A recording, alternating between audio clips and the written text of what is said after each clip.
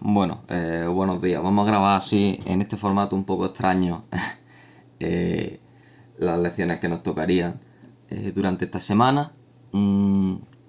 Bueno, en estas dos primeras, que por cierto voy a decir que voy a separar en los vídeos en teoría y ejercicios, creo que va a ser más cómodo de cara a verlo, más que tener una grabación a lo mejor de 1 hora y 20, que pueda hacerse algo más pesado para que las veáis como queráis, mientras que las veáis antes de la siguiente clase del martes.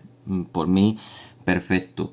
De hecho, la lección que nos tocaba en este caso era la lección número 11, me parece que era, en la que ya os adelanté que íbamos a hablar acerca de la compacidad y la dimensión finita, ¿vale? Compacidad, así se llama la lección, compacidad y dimensión finita. Además se habla del lema de Ries, ¿vale? Bueno, cosa destacada de esta lección, lo primero es que, bueno, pues tiene un error al comienzo, la primera definición, donde si la leéis, de hecho recomiendo que la leáis, dice, un espacio métrico se dice compacto si cualquier sucesión convergente admite una parcial convergente. Mentira, mentira. Es si cualquier sucesión, no necesariamente convergente, admite una parcial convergente. O sea, la definición de conjunto compacto, de espacio compacto que vamos a dar, lo pongo aquí, espacio compacto,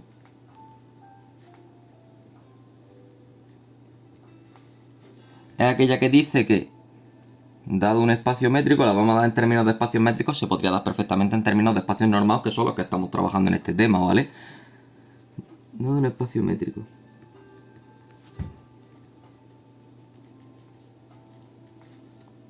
Ya sabéis, la dupla XD se dice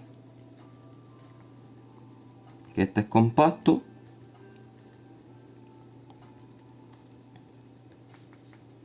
si toda sucesión en X, lógicamente, ¿dónde va a ser? Tiene o admite una parcial convergente.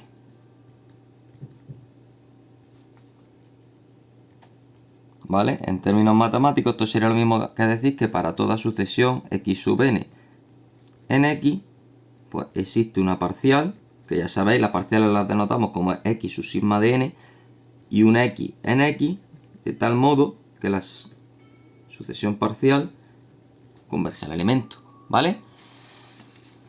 Hasta aquí asumo que es sencillo. Claro, vosotros recordaréis la definición de espacio compacto que se da en topología, que es en términos de recubrimiento y su recubrimiento. Lo veremos después, de hecho es una definición equivalente, ¿vale? Claro, a raíz de esta definición surge un teorema, que de hecho es bastante importante, os lo voy a apuntar aquí, ¿vale? Que nos dice, fijaos porque es bastante importante, como digo, que si tengo un espacio normado,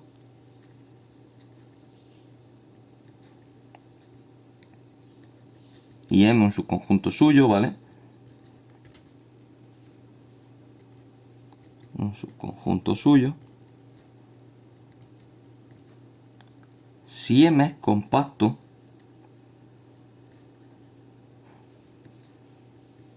entonces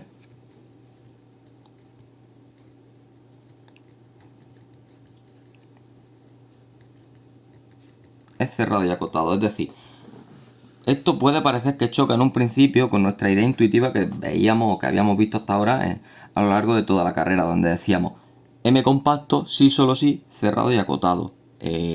No.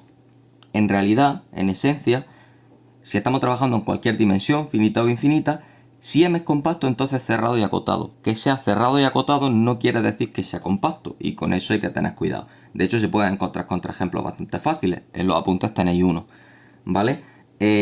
Claro, esa noción de compacto sí, solo sí, cerrado y acotado no se satisface en general, pero si estamos sobre un espacio de dimensión finita, sí que es cierto, que es lo que habíamos trabajado ahora. En esencia, el teorema de Heimborn-Lebesgue. Que lo voy a poner aquí. Teorema de Heimborel o Heimborel-Lebesgue. Se conoce de las dos formas.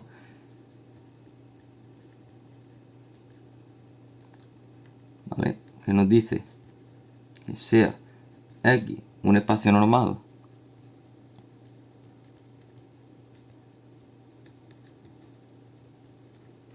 con dimensión finita, ¿vale? Dimensión n. Entonces, M contenido en X es compacto. Ahí. ¿Es compacto? Sí. Y solo sí. Es cerrado y acotado. ¿Vale? En este caso sí que es un sí y solo sí. Mientras que antes era un... Fijaos. Era un entonces. Es decir, antes teníamos la implicación a la derecha. Aquí en este caso sí que tenemos el sí solo sí. ¿De acuerdo?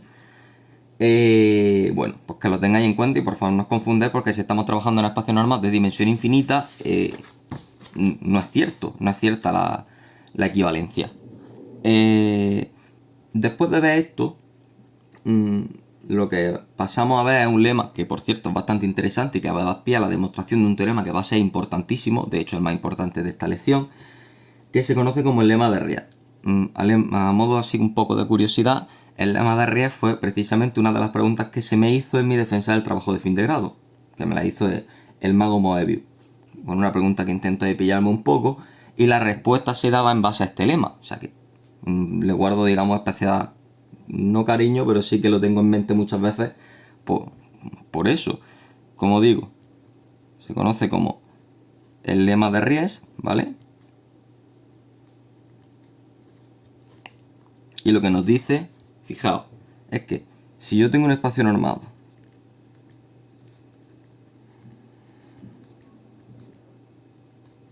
de dimensión finita o infinita, ¿vale? Si queréis os lo apunto, pero un espacio normado es un espacio normado genérico, de cualquier dimensión. De dimensión cualquiera. ¿Vale?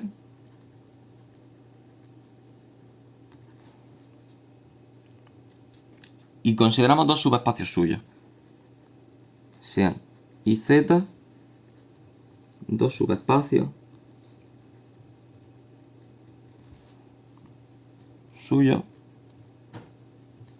con i, que le vamos a exigir ahí que sea cerrado y propiamente, y ahora explico lo que es esto, propiamente incluido en z. ¿Qué significa eso de propiamente incluido? Cuando hablamos de propiamente, y voy a coger por aquí, bueno, no sé si lo estáis viendo, ahí. Cuando hablamos de i propiamente incluido en z, como digo, voy a coger un folio por aquí, no sé. Para hacer la apreciación, cuando hablamos de subespacio propio,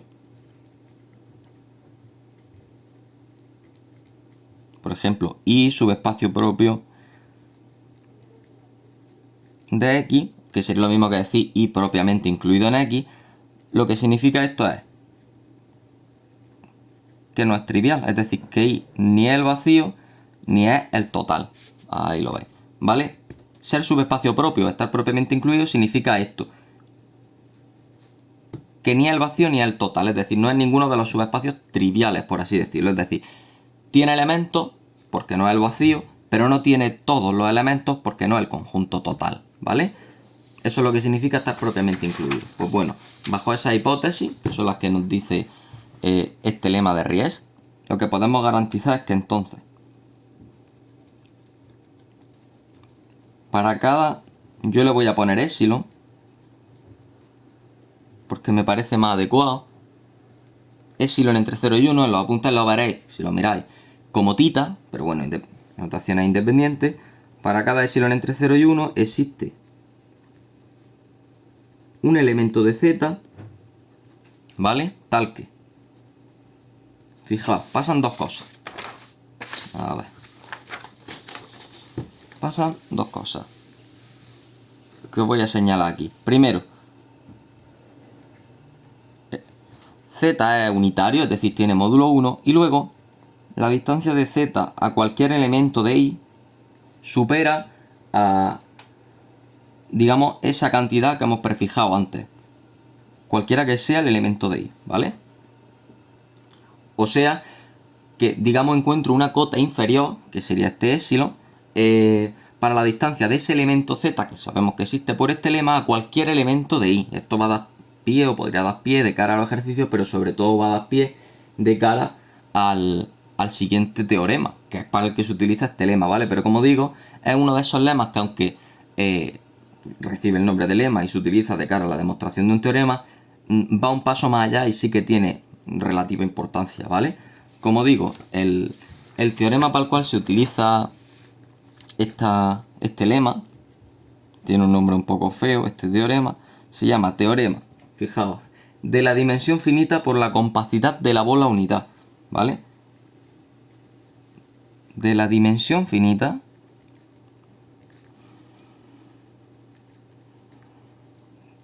por la compacidad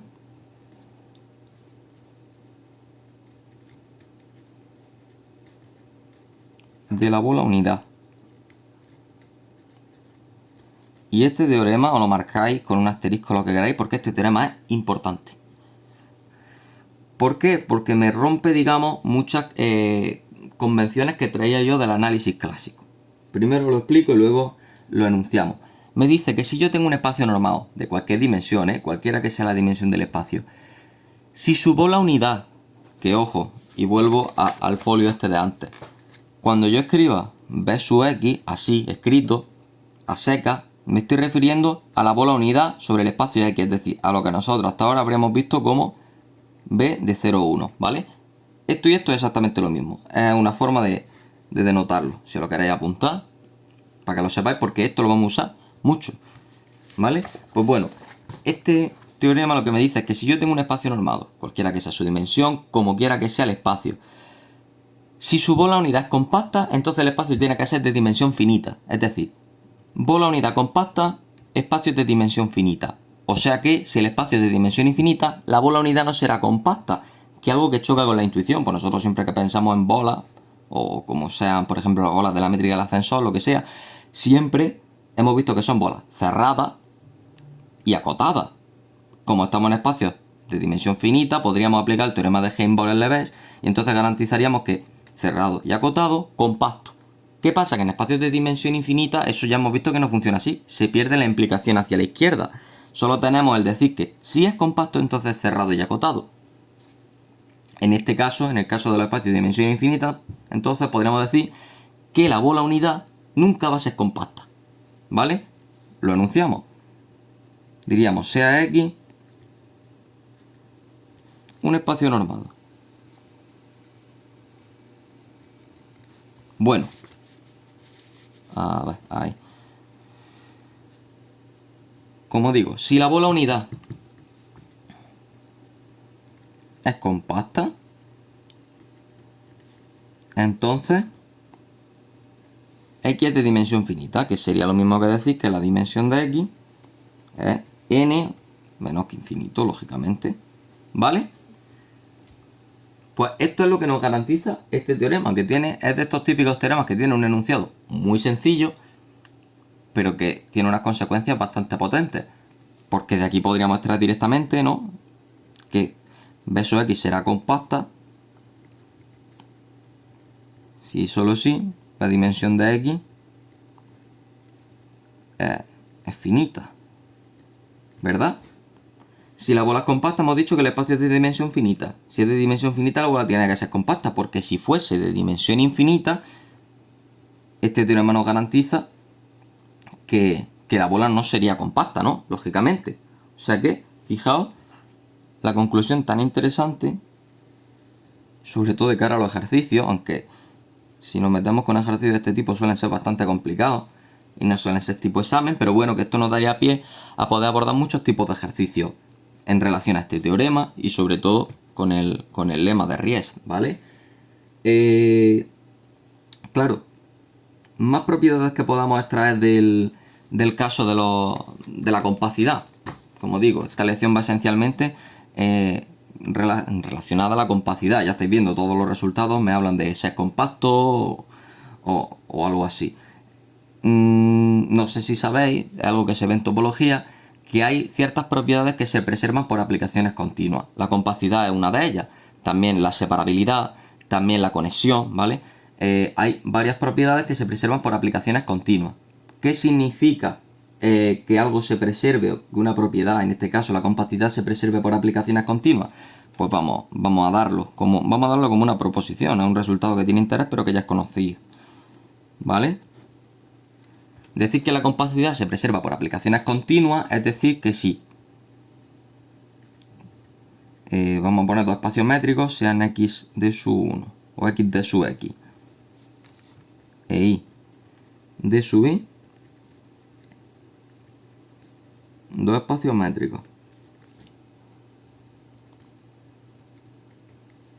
y t de x en y continua, ¿vale? Pues bueno, si m contenido en x es compacto, pues entonces t de m, que sería un subconjunto de y, ¿no? Porque si m está contenido en x y le aplico t me lleva elementos de x y elementos de y, pues t de m es compacto, ¿vale? Eso significa que me preserva aplicaciones continuas.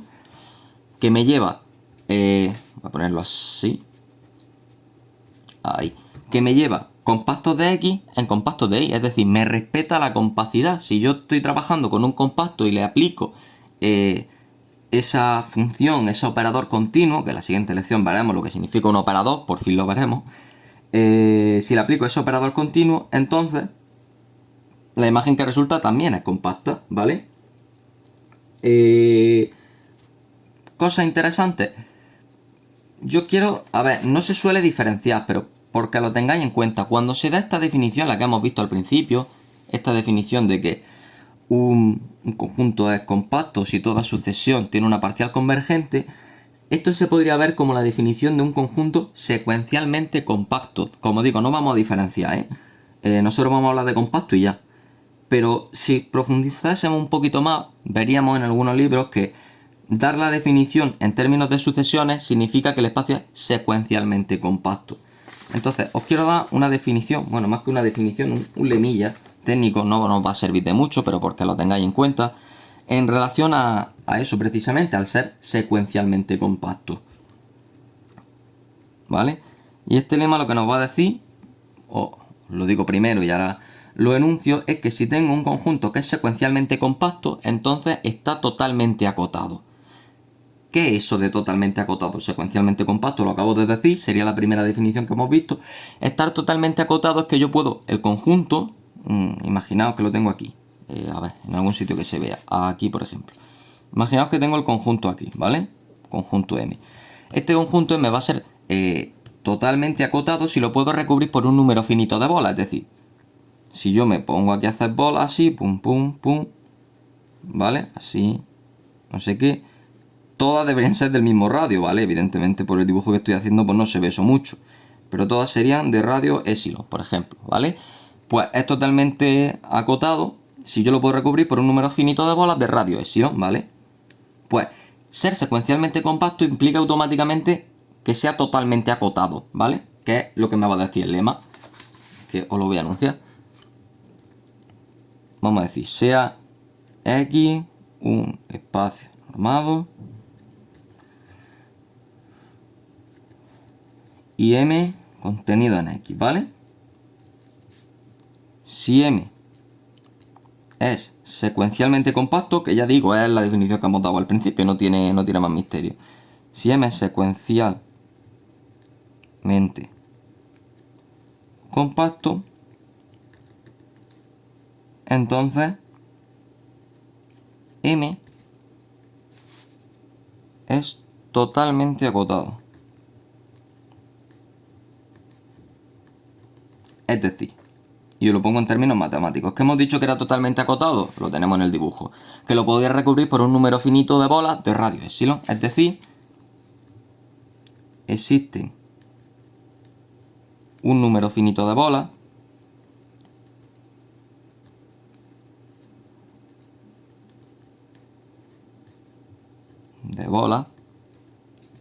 vamos a ponerle b sub 1 hasta b sub n, ¿vale? Porque es un número finito de radio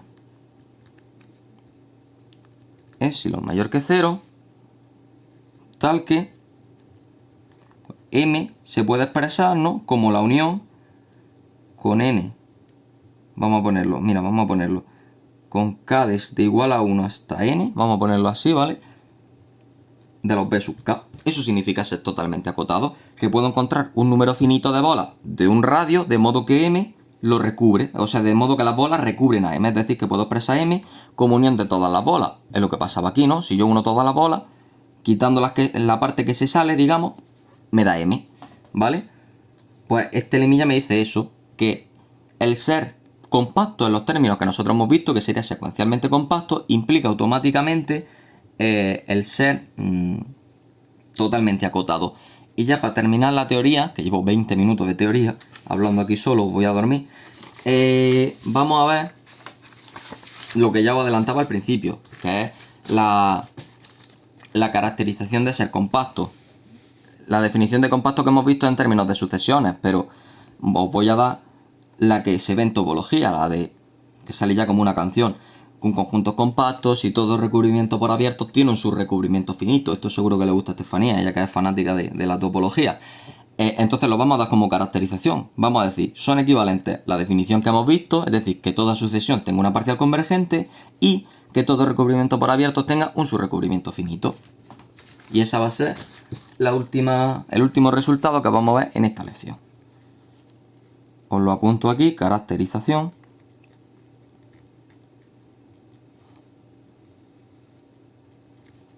Y vamos a decir que sea, vamos a ponernos en el contexto de espacios métricos, por ejemplo, aunque con espacios normados es lo mismo.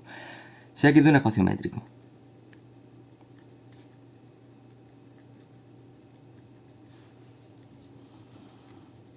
Y m contenido en X. ¿Vale? Son equivalentes.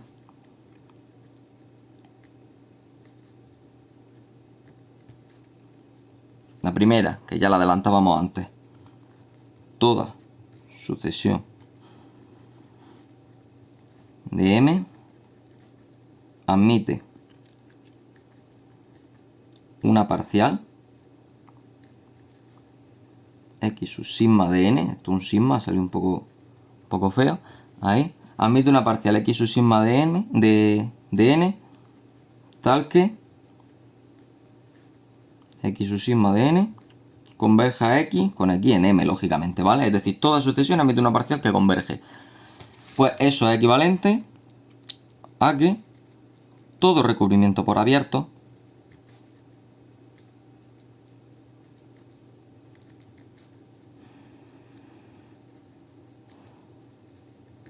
de m, claro, como es lógico, todo recubrimiento por abierto de m admite un subrecubrimiento finito. ¿Vale? O sea, estas dos cosas, y os las pongo ahí para que las veáis juntas, que toda sucesión admite una parcial convergente y que todo recubrimiento por abiertos de m admite un subrecubrimiento finito son cosas equivalentes. Ambas significan que el espacio es compacto. Como digo, si profundizásemos un poco más, esta sería la definición clásica de ser compacto y esto significaría ser secuencialmente compacto porque se habla de sucesiones. Para nosotros nos da igual, no diferenciamos. Compacto, compacto, es lo mismo. Si nos piden pruebas con espacios compactos, podemos tirar bien por aquí, podemos tirar bien por aquí, ¿vale? Y con esto cerramos la parte de teoría y vamos a hacer ejercicios que lo hacemos en otro vídeo, ¿vale?